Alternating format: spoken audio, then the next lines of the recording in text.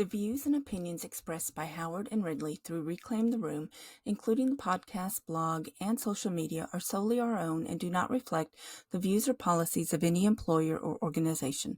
Content is provided for educational and informational purposes only and does not constitute legal, medical, or psychological advice. Copyright Reclaim the Room, all rights reserved. Everyone, and welcome back to Reclaim the Room. I'm Ridley. Howard is still out, so it's just me. Now, before I forget, please like the video and subscribe if you're watching on YouTube at Reclaim the Room. If you're listening on Apple Podcast or Spotify, please like and subscribe there too. It really helps Howard and me get the word out. And this is so much easier to do when you know that there are people waiting to hear from you. So leave us a comment too. Okay, so let's move on, shall we? Last week, episode 3, we talked about secondary traumatic stress.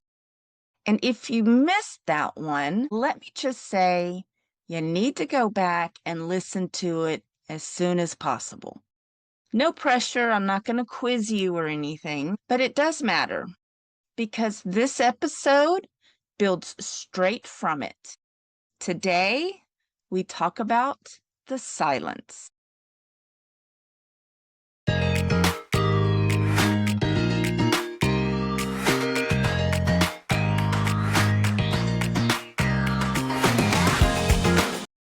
Secondary traumatic stress, or STS, just in case you're jumping in here and you didn't go back and watch, that is the emotional residue that you absorb when you witness or hear trauma that someone else has experienced. For us teachers, that's what our students tell us day in and day out. STS hits your body, your chest, your thoughts, even after the moment ends. You hear about it later in your head. You're thinking about it. You carry it home. You dream about it. You replay it over and over. You're not meaning to. You really don't even want to. But your brain keeps circling around it like it's trying to solve some kind of a puzzle. Last week, we also talked just a little bit about compassion fatigue, or CF. And this is the wear and tear that comes from caring long term. Basically, you're pouring and you're pouring and you're pouring from your cup until you're looking at your cup and it's empty. And you're like, yeah, well, me too. Right? So today we are going to talk about not the trauma, but the silence that happens afterward. We're going to go just a little bit deeper. This part, this silence, it's what eats away at teachers the most. Now, I don't mean anything like there's a secrecy or there's shame or some dramatic hush-hush conspiracy. I mean the silence that comes from sheer lack of space and the silence that is created by pace. This is silence that is created by the fact that the school day doesn't stop. Not for your emotions, not for your nervous system, and not for the moments that you have just lived through. And because it doesn't stop, neither do we. We adapt. We push down. We keep going. We keep teaching. We hit play on the next part of our day, even though we're still stuck emotionally on the last one. Now, before we get into breaking that silence gently, safely, responsibly, we need to talk just a little bit about what the research has already said out loud. So one of the most impactful studies that I've read on this was by Terry Davenport. And she sat down with teachers, real teachers, and asked them what it was like to work with traumatized students. And the stories weren't dramatic movie scenes, they were everyday moments. A disclosure at the door when a student walks into class, a student who shuts down in a way that just sets off every alarm in you, or the kid that loses it over something small because everything else in his life is too big for him to carry. Now, I know several of the stories of my own, and I thought I would share some of those with you. There's a fourth grade teacher that said a student came in one morning, quiet, backpack was half unzipped, eyes were puffy. And when the teacher crouched down and said, "Now, hey, buddy, you okay?" The child just whispered, "We had to leave in the middle of the night." And that was it. No details, no explanation, just that one sentence. But she said that it was the way that he said it, the way he kept looking at the door, and her whole body just reacted before her brain ever kicked in. She said she spent the rest of the day teaching. She taught fractions that day, but she was also worried about whether he was safe, where he was going to sleep, whether someone heard him, whether she could push for more information or should she just leave it alone. And she couldn't shake it. Now, she didn't go into details about what happened at the end of that day, but she did share that for the rest of that day, that week, she just couldn't shake the feelings of how that one sentence just landed on her. And she made mention of it a couple of times to some coworkers, but no one really checked on her. We also have a study by Lauren Castro Shepers, and Lauren studies STS across different types of teachers. And what she found is both validating and heartbreaking because the teachers who felt the heaviest weren't necessarily the ones with the biggest incidents. They were the ones in the least supported and and the schools that had the fewest places and opportunities for them to process. Schools where trauma is high and resources are low. Schools where teachers become the emotional first responder every single day. There's another story I'd like to kind of tell you about. Many of you would probably be able to relate to this one. A teacher talked about breaking up a fight between two boys, and they were going at it pretty hard, and she didn't have time to think. She just moved in. She got their attention by yelling their names. She pulled one kid back, and fortunately, another teacher stepped in and grabbed the other kid. And chairs were knocked over in the room. Kids were all yelling. Everybody's adrenaline was really high. And it happened basically in 3.2 seconds.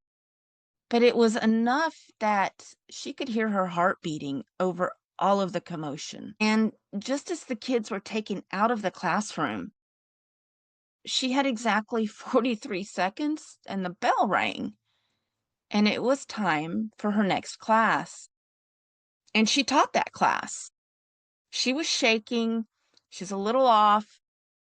Her body was still in that danger mode, even though there was really no more danger in the room. And that is what STS feels like. It's the fear that you never put down. There's an article by Teresa Nair. It is really worth reading. And she wrote about teacher mental health through Maslow's hierarchy, not in a cheesy kind of way, but in a kind of way that gets your attention because it kind of reminds you you do have needs, teachers, right? And basically, Nair says what nobody seems to be able to admit. You cannot keep meeting everyone else's needs if your own needs for safety, support, connection, and recovery are constantly ignored. If you attempt to do that, it's going to show up in your body because your body does not forget. It's going to remember in exhaustion, in numbness, anxiety, irritability, dread, headaches, sleeplessness, tears that you cannot explain, or that heavy feeling, and you just keep thinking, I'm just tired. And another research article that I read, and I know I'm talking a lot about these research articles, but I want you to know I'm not pulling this out of thin air. Larry Ferlazzo, he wrote about how dangerous it is when teachers stay silent about their pain. Not because we as teachers are doing anything wrong, but because the silence creates the illusion that everything is fine. Think about the last time you went to work, because we all know writing that subplan, that's for the birds. You got to be half dead, right? But you go to work because you know that you can get through the day easier than worrying about a subplan that probably won't be followed. And so no one really knows that you're sick because you're faking it, because you're there and you're giving 155%, because that's what you do. But the silence, that protects the system. When you speak up about your pain, that protects you. Speaking protects teachers. And when you put all of these perspectives together, all of this research, there is something that stands out very clearly. And I'm going to say it. There is nothing wrong with teachers. There is something missing that should be surrounding teachers. We are doing high emotional labor work in low support environments. We're doing trauma work that doesn't even have any trauma-informed scaffolding to go with it. We're absorbing crisis after crisis without any recovery time. And the part that frustrates me the most, we're not silent because we want to be. We are silent because the day leaves us no space to do anything else. And I want to slow down here for just a minute and talk about the emotional part, the human part, the part that is you, not the academic part, because you can read all the research you want. But until someone says the quiet part out loud, it doesn't always sink in. So let me help you and say the quiet part out loud. Teachers think that something is wrong with them long before they realize that something is happening to them. Let me say that again. Teachers think something is wrong with them long before they realize something is happening to them. We blame ourselves for reactions that are completely normal human reactions to abnormal emotional workloads. How many times have you said to yourself, I shouldn't take this home. I should be stronger. I should be more resilient and bounce back. I shouldn't let this get to me. It's not affecting so and so. Why is it affecting me? So let me just say very clearly, you are not imagining anything. You are not weak. You are not overly sensitive. You are emotionally overloaded in a job that gives you almost no time to recover. There's nothing wrong with you for feeling how you feel. Something is wrong with the pace. with the silence, with the expectations, with the lack of recovery time built into the school day. And here's where I need to pivot just a minute into understanding what trauma is. Because before we can talk about what helps, we kind of need to know what trauma actually is. A lot of us grew up thinking that trauma is the event. Something big happens, that's the trauma. But trauma research, it says something different. Trauma is not the event. Trauma is the leftover survival energy that your body never got to release. Because you see, the moment ends, but your nervous system did not. Your amygdala, that's the alarm center in your brain, it flips on. Your body braces, your breathing shifts, muscles tighten up, your thoughts speed up, and your focus narrows. And then your alarm never gets shut off because something else happened. The next class started. A kid walks in. You have to resume teaching. Somebody needed you. Something happened. And your body did not get the, it's all clear, we're all good to go sign. So the alarm keeps going. Trauma isn't the moment itself. It's what happens when your body never gets the chance to power down afterward. Your nervous system stays on high alert long after the danger is gone.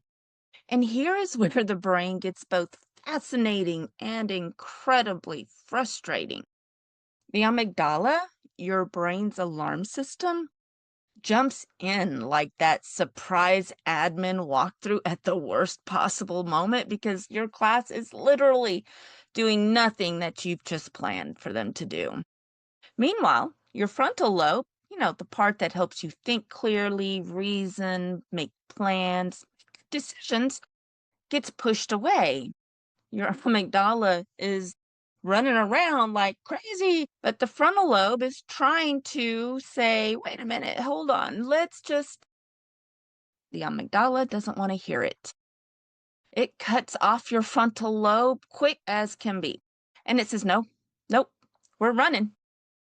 And it's like trying to teach during one of those moments when the front office keeps calling your classroom and the projector bulb just blew in the middle of your presentation. And oh, wait, now there's an unplanned fire drill. Your logical brain wants to handle things one thing at a time.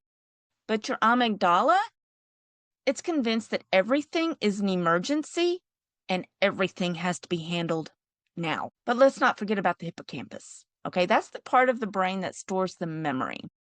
And it gets glitchy during trauma. It records pieces, not the whole thing. It may remember the fear, but not the details. Or it remembers the sounds, but not the sequence. That's why teachers can tell you exactly how their chest felt in a moment, but not what the order of things that happened are. And all of this is normal human physiology, even though the job makes us feel like we're supposed to override it. That's why we need strategies that help the nervous system complete what it didn't get to complete during the school day. So let's talk about some practical ones. The ones that actually fit into a teacher's life. One of the most powerful tools is grounded self-talk. I am not talking about fluffy frou-frou affirmations, not talking about fake positivity. These are real statements that talk directly to your nervous system. You may say, I am safe now. That moment is over. I can slow down for just a second. This feeling won't last. I don't have to hold on to this. alone. Self-talk may be kind of uncomfortable at first, but it's not cheesy. It will literally help you turn the volume down on your amygdala and bring your frontal lobe back online. Then there's patterned breathing. There's many different ways you can do this. The simplest one, inhale for 4 counts, exhale for 6. Long exhales tell your brain the danger has passed. They lower cortisol, they regulate your heart rate, and they give your body a reset button. You can do that while you're walking to your desk, while you're standing in your doorway greeting your students for the next class, in your car on the way home, as you're getting ready to eat your lunch. And this is something that you can do anywhere at any time. 4 in, 6 out. Another thing that you can do is called orientation. And this is something that therapists use a lot. When your mind is stuck replaying that moment, orientation pulls you back to the present. If you watched my story in episode 2, I talked about walking on a gravel path so I could hear my footsteps. That was grounding me, giving me orientation to the here and now so that I wasn't stuck in that replay of danger, danger, danger. What you can do in the moment is look around your room. Name what you see. I see the door. I see my desk. I see the plant I forgot to water. I see the sunlight on the floor. It's simple and it works. It brings your nervous system out of the past and into the now. Your brain cannot freak out and do these things at the same time. Another thing that I add is I count colors. How many blue things can I find? If I'm outside, I use green because it's more difficult because I only allow myself to say grass, trees, and bush one time. And so by doing that, it makes me focus in the here and now, and it helps to calm that noise and to get my amygdala to quiet down. The next thing is a physical release. Trauma gets stored in the body. Something that you can do is roll your shoulders, unclench your jaw. You may not even realize it's clenched. Open your jaw, open your mouth, release your teeth from each other, stretch your hands, sit with both feet on the floor, and push your feet down like you're trying to get into the floor. Shake out your wrists, let your neck relax. All of this tells your body that you're letting go of the tension. You're letting go of the moment. And then we have journaling. And this really is one of the most underrated tools that teachers have. I'm not talking about aesthetic journaling and the perfectly written feelings. I'm talking about real processing, reflective journaling, like what hit me hard today? What am I carrying right now? What moment will not let me go? And why is it hanging on? You can use a prompt. I felt blank when blank happened. Maybe you don't want to write because sometimes it's hard to find the words.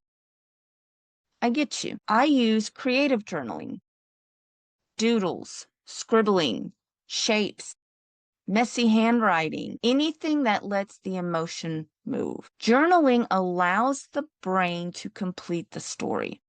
It gives your nervous system a place to put the weight. It closes that emotional loop that was left open at school. So let's get to the heart of it. Let's talk about silence. Now, silence isn't just the absence of talking. Just like you can hear someone doesn't mean you're listening. Silence is pressure. It is weight. It is a teacher sitting alone with something that their nervous system cannot carry alone. It is a teacher crying in their car. It is a teacher that can't leave their home and can't figure out what's wrong with them. It's the teacher who didn't sleep after a student meltdown. Silence is the teacher who thinks that they're too emotional because nobody taught them that their body is reacting normally. Silence is the teacher who stops reaching out because they don't want to be a burden to anyone. And if that hits home, please know, let me tell you right now, you are not a burden to anyone, because the longer that silence lasts, the deeper it roots itself. Silence turns into numbness. Numbness turns into dread. Dread turns into burnout. Not because but because we're unsupported. Now, let me be clear. We don't break silence by trauma dumping. We don't break silence by unloading everything on coworkers who are also drowning. What we do to break the silence is we're honest. I am having trouble with this. We name it. I am still in fight, flight mode. We do some grounding self-talk. We journal. We have that one safe coworker that we trust, that we talk to. We say things to each other like, that was a lot. That was a lot. Because that small bit of honesty breaks big silence. Also, there's a piece in here that we really need to make sure you understand.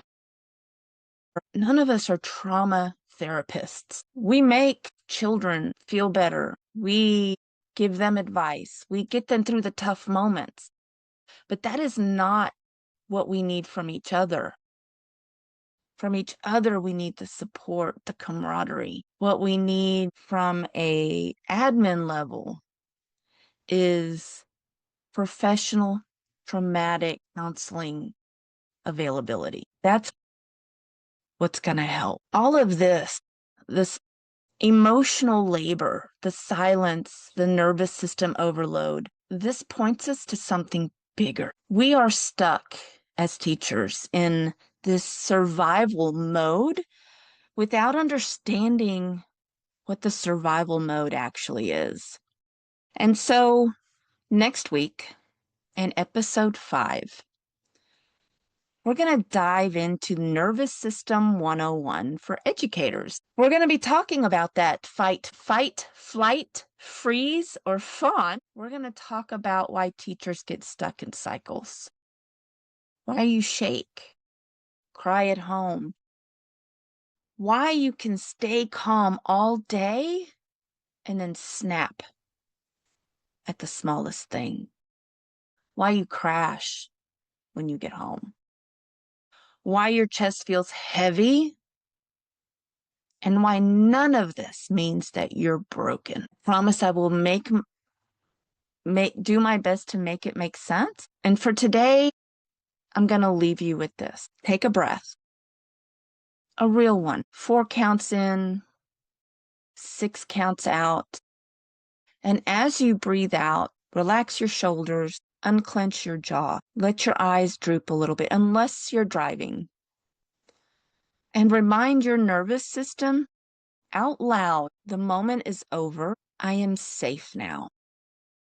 I can calm down. You don't have to be silent inside your own body. You do deserve peace. If any of this has resonated with you, again, please like, please share, please subscribe. Let someone else that you think needs to hear this, let them know about us. So glad that you were here today. Thank you for joining me, and thank you for helping Howard and I Reclaim the room.